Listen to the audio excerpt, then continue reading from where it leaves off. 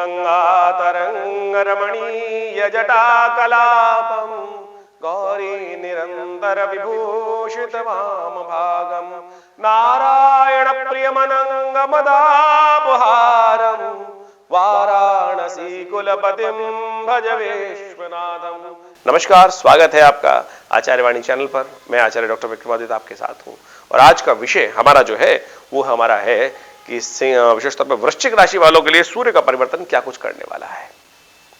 देखिए, ग्रहों का परिवर्तन तो हर समय होता ही रहता है। वृश्चिक राशि वालों के लिए जो परिवर्तन है वो समय का परिवर्तन क्या कुछ करने जा रहा है। हम लगातार आपके समक्ष बहुत सारे वीडियोस लेके उपस्थित होते ही हैं। सूर्य नारायण हमारे यहाँ वास्तविक तौर पर प्रत्यक्ष देवता कहे जाते हैं। नित्य प्रति अपना दर्शन देते हैं। हर महीने अपनी राशि परिवर्तन करने का योग बनाते हैं और इस बार माघ महीने में 13 फरवरी को सूर्य ने परिवर्तन किया। सूर्य संक्रांति का योग बना और सूर्य जो है विशेष तौर पर कुंभ में आ गए। चतुर्थ भाव आपकी राशि के अनुसार से चतुर्थ भाव में आ गए। चतुर्थ भाव जो है ना, आपकी राशि के अनुसार से शनि की राशि वहां पड़ी हुई है। कुंभ राशि शनि की है। शनि वहीं चल रहे थे और शनि महाराज वहां जाकर जो सूर्य के पुत्र के रूप में भी जाने जाते हैं, सूर्य पुत्र शनि माने जाते हैं, वो अपने विशेष तौर पर पिता के सम्मान में स्वयं को लोप कर लिए हैं। पिता के प्रकाश के आगे शनि लोप हो गए हैं और शनि ने अपना प्रभाव शून्य कर दिया है। जब तक सूर्य यहां रहेंगे तब तक शनि अपने प्रभाव को बिल्कुल नहीं दिखाने वाले हैं। पूरे महीने 30 दिन तक शनि महाराज हो गए हैं लोप। सूर्य अपने वर्चस्व को वहां स्थापित करने का प्रयास कर रहे हैं। सूर्य अपने प्रभाव को, सूर्य इतने जबरदस्त प्रत्यक्ष ग्रह है कि कोई उनके आगे टिकता नहीं है। केवल राहु कुछ देर के लिए उनको ग्रसित करने का प्रयास करता है, इसलिए राहु को नैसर्गिक दृष्टिकोण से बड़ा महत्वपूर्ण माना जाता है। अब सूर्य ने जिस प्रकार से परिवर्तन किया है चतुर्थ भाव में, चतुर्थ भाव किसका भाव है? माता का भाव है, भूमि का भाव है, सुख का भाव है, वाहन का भाव है, जमीन जायदाद का भाव है, मकान इत्यादि का भाव है। सुख का भाव भी माना, सुकेश कहा जाता है। सुख जो चतुर्थ भाव को सुख का भाव माना जाता है। और वहां जो विशेष तौर पर योग बन रहा है, सूर्य का योग बन रहा है। सूर्य दशम भाव के स्वामी कार्येश है, राज्येश है। यदि हम बात कर रहे हैं आपकी राशि के अनुसार से वृश्चिक राशि वालों के लिए, तो वृश्चिक राशि वालों की राज्येश, कार्येश, मानेश, पिता के स्वामी, दशम भाव के स्वामी, ये संपूर्ण रूप से मान सम्मान को देने वाले ग्रह माने जाते हैं और वो विशेष तौर पर बहुत महत्वपूर्ण। तो यानी आप दृष्टि भी डाल रहे हैं, तो सामने भाव पे आ गए हैं। शनि को उन्होंने लोप कर दिया है। तो शनि जो कई प्रकार से विघ्न उपस्थित कर रहे थे, क्योंकि सूर्य की राशि को दृष्टि से देख रहे थे, तो वो सम्मान में कमी लाने का योग दे रहे थे। वो राज्य से कहीं ना कहीं लाभ देने के कार्यों को रोक रहे थे। पिता के साथ खटपट करा रखी थी, मान सम्मान में कमी ला रहे थे, कार्य को पूर्ण करने में दिक्कत ला रहे थे। अब सूर्य यहां आकर ये सब कार्यों में, चाहे वो राज्य से संबंधित कार्य हो, चाहे वो प्रमोशन से संबंधित कार्य हो, चाहे वो, तो भैया कार्य करने आरंभ करने की जरूरत है। सही दिशा में करोगे तो इसमें जो शनि ने रुकावट पिछले 1 साल से दे रखी थी उनको पूर्ण करने का रास्ता बना सकते हो। जी हाँ, बना सकते हो बिल्कुल। लेकिन वृश्चिक राशि वालों के साथ समस्या कुछ रहती है कि भूलते नहीं है। रात गई बात गई, भूलो। अपने एक्सपीरियंस हम बता रहे हैं, अपने एक्सपीरियंस से, ज्ञान से, कि अब समय है, सूर्य ने शनि को कर दिया है लोप और आपके आगे बढ़ने के योग प्रशस्त हैं। तो बहुत सुंदर तरीके से इस समय का आपको लाभ लेने का अवश्य प्रयास करना चाहिए, बहुत सुंदर तरीके से। तो आप बहुत अच्छे से इन सब चीजों में लाभ लेने के योग बना सकते हो। जो लोग शेयर मार्केट में काम कर रहे हैं उनको बड़ी सावधानी के साथ काम करने की जरूरत है। ध्यान रखिएगा, ये सूर्य का परिवर्तन विशेष तौर पर सट्टे बाजार इत्यादि काम में बहुत बढ़िया कई प्रकार के योग बनाने वाला है, लेकिन दिशा सही होनी चाहिए। ऐसा नहीं है कि किसी भी दिशा में चल जाओ तो वो वारे न्यारे करा देगा ना, दिशा भी हम देने का प्रयास कर रहे हैं। यदि आप कोई चांदी का, चंद्रमा संबंधित कार्य करने का प्रयास करते हैं, कपड़े का संबंधित कार्य करने का प्रयास करते हैं, वृश्चिक राशि वाले इन जातकों को बहुत बढ़िया तरीके से उसमें प्रोग्रेस प्राप्ति के योग बन जाएंगे।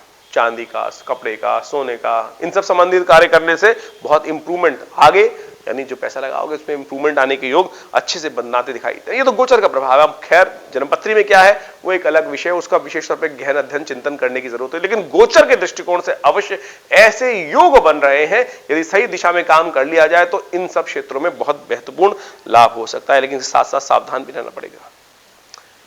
शनि संबंधित कार्य जो होते हैं ना, क्योंकि शनि तो आपके चतुर्थ भाव में ही है। यदि लकड़ी संबंधित कार्य कर रहे हो, लोहे संबंधित कार्य कर रहे हो, तो वहां ये अशुभ हो सकता, प्रभाव दे सकता है। ऐसे में शनि हो गए लोप और ऐसे में सूर्य आ गए हैं चतुर्थ भाव में, तो वहां पर इन सब संबंधित कार्यों में कष्ट देने के योग बन सकते हैं। तो सावधानी के साथ यदि इन क्षेत्रों में आप कार्य करते हैं तो आग का खतरा, जब कुछ नुकसान होने का खतरा, चोरी होने का खतरा, ये सब बनने के साथ बन सकते हैं। तो ध्यान रखते हुए आपको कार्य करने की जरूरत है। जो लोग बच्चे पढ़ रहे हैं उनका भी विशेष तौर पर ध्यान रखें।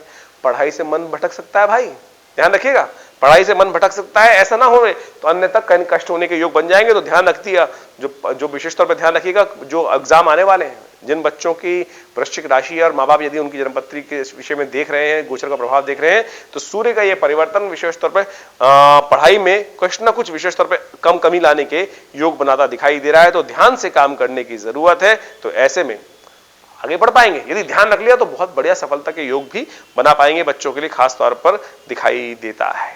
ऐसे लोग जो विशेष तौर पर ग्रह योग है ना, कि ऐसे में समाज में मैंने कहा सम्मान बढ़ने के योग बनेंगे, लोग आप पर विश्वास करने के। कई आपने कुछ दिन पहले देखा होगा कि आप पे विश्वास नहीं कर रहा था, लेकिन एकदम क्या हुआ कि वो बात, जो बॉस है, बड़ा आदमी है, आप अरे नहीं, तेरे पे मैं विश्वास करता हूं। तो ऐसा योग भी बन सकता है। यानी सुंदर से आपका जो इंप्रेशन है, क्योंकि शनि लोप हो गए हैं, सूर्य ने वहां पर सम्मान बढ़ाने के योग बना दिया है, तो आपका इंप्रेशन एक महीने में बहुत अच्छा सा पॉजिटिव चेंजेस होने के योग बन सकते हैं। यदि कोई काम अटक रहा हो तो चुपचाप, बड़ी मुश्किल से, बहुत लंबी दिवाली नहीं है, तो क्योंकि सूर्य फिर आगे निकल जाएंगे, शनि फिर उदय हो जाएंगे, तो फिर वही आपका इंप्रेशन शनि खराब करने का प्रयास कर देंगे। तो लेकिन एक महीने के लिए शनि हो गए लोप।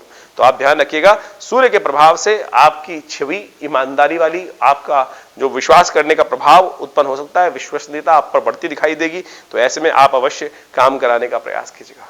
हाँ, लेकिन जो लोग नौकरी है, यदि उन्नति का काम कोई आ रहा था, प्रोग्रेस का काम आ रहा था, तो उसमें कोई ना कोई कमी लाने के योग बना सकते हैं। तो उसके लिए आपको खासतौर पर उपाय करने की जरूरत है, खासतौर पर ध्यान रखते हुए कार्य करने की जरूरत है। माता का स्वास्थ्य का ध्यान रखिएगा, विशेष तौर पर यह ध्यान रखिएगा, माता के स्वास्थ्य के निमित्त कुछ ना कुछ कष्ट होने के योग बन सकते हैं। तो अन्यथा कहीं ना कहीं कुछ ना कुछ विशेष तौर पर कष्ट होने के योग बन सकते हैं। एक बात और, पैतृक संबंधी समस्या का यदि कोई कोर्ट में केस चल रहा है, तो वो आपके खिलाफ ज्यादा दिखाई दे रहा है, तो ऐसे में थोड़ा ध्यान रखते हुए कार्य करने की जरूरत है।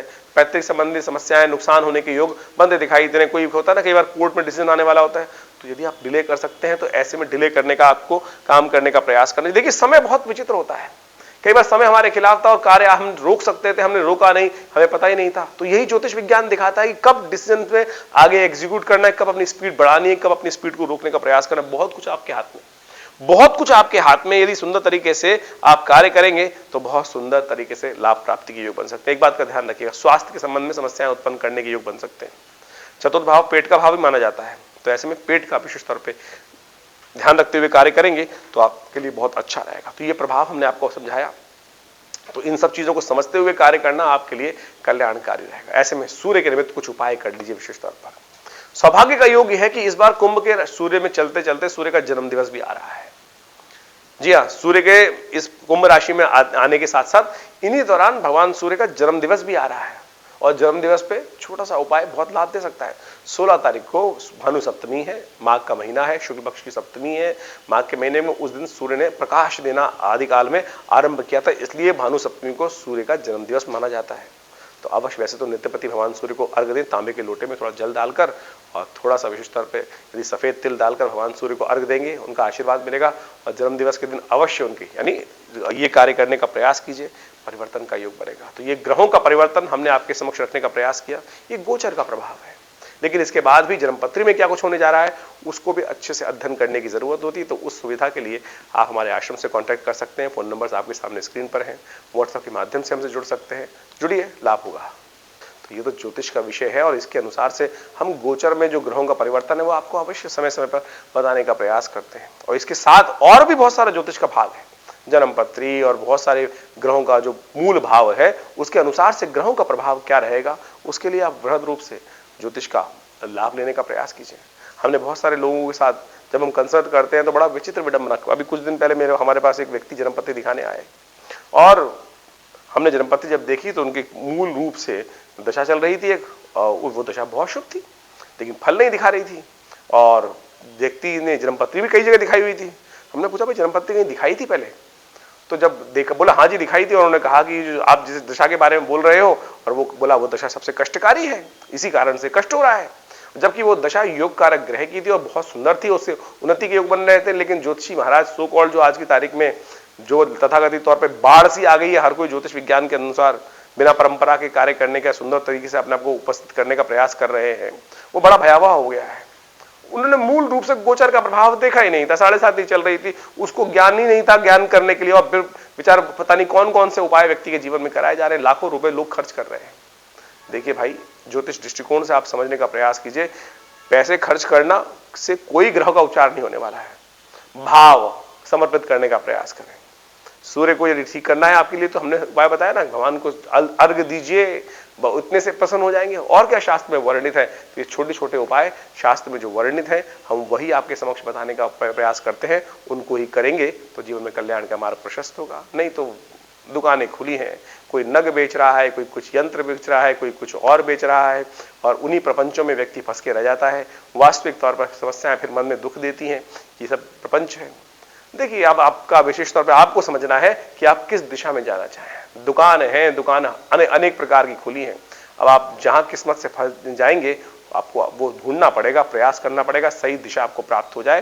तो हमने इसी कारण से ये संस्थान मेरे पिता आचार्य श्री केशव देव जी ने हमारे ने स्थापित किया, आज से करीब करीब 60 साल पहले, और सुंदर तरीके से ये कार्य हम आश्रम मिश्र के द्वारा करते हैं। आप भी हमारे विवेकानंद योगाश्रम में सादर आमंत्रित हैं। बहुत सारे समय समय पर कार्य चलते हैं।